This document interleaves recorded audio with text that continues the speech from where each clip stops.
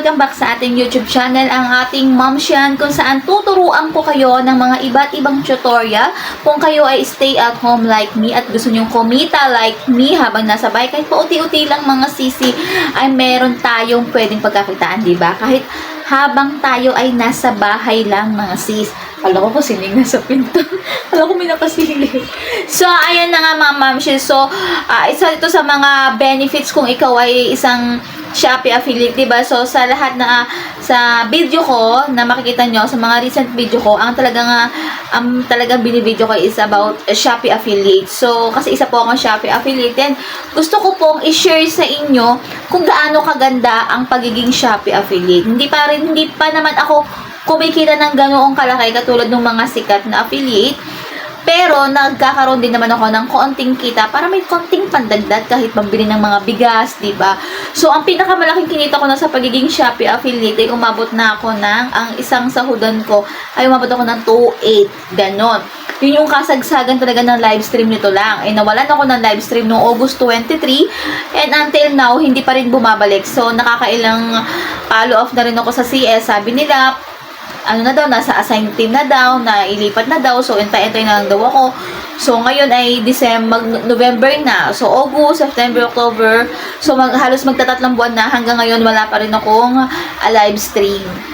So, ito na nga mga mare, ang bago kong good news sa inyo sa lahat ng Shopee affiliate yan. So, natry nyo na bang i-check yung inyong mga Shopee application or yung inyong Shopee app sa loob? Kasi may bago silang update, and tcharan! Ito yun. Ayan. So, nakikita nyo, may nakalagay dyan na S-video.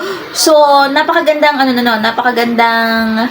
napakaganda na nung update kay Shopee, diba? So, parang magiging TikTok na siya, mga sis. So, anong gagawin natin? Bakit may ganyan? So, bakit malamang na malaki ang kita dyan? Or malamang marami ang mag-click dun sa link natin? Siyempre, guys, mag-upload tayo dyan ng video, katulad kay TikTok. And then, sa ilalim may nakalagay din na check your yellow basket. Parang ganon. So, may yellow basket din sa ilalim. So, kasi may nabasa ko sa isang group sa FB na simula doon na nagganon siya, na nag-upload siya doon, and dami na nga conversion niya, diba? And yun nga, marami ng conversion and maraming nanonood kasi bago pa nga lang, diba? So, itry nyo i-check yun yung mga Shopee app kung may ganyan na rin kayong nakalagay as video. So, kung wala pa, mga sis, so, siguro naman, feeling ko lahat tayo magkakaroon. So, antay-antay lang. Siguro naman lahat. And kailangan lang natin mag-wait kung ano ang magiging update ba ni Shopee. So, alam nyo, sa totoo lang, maraming update ngayon si Shopee. Kasi ngayon, meron pa rin namang 70% off eh. Araw-araw pa rin may 70% off. So, doon pa lang kung kayo ay may live stream na, i-enjoy nyo yun, kasi kaming mga nawalan ng live stream talagang nakakalungkot kasi hindi kami makapag-live. So, more on posting na lang kami sa social media, and doon na lang kami umaasa sa mga link. Pero sabi nila, kapag daw direct, yung diba, kunyari sa FB, nag-post ka, tapos direct na nakinilik niyo yun daw, ang commission mo daw doon is 10%. Yun ang sabi din sa nabasa kong group. Hindi ko alam. I'm not so sure kasi i-check nyo na lang din. No? Pwede kayong magtanong sa CS kung ano ba yung mga update kay Shopee, diba? So, ayun lang yung nalalaman ko.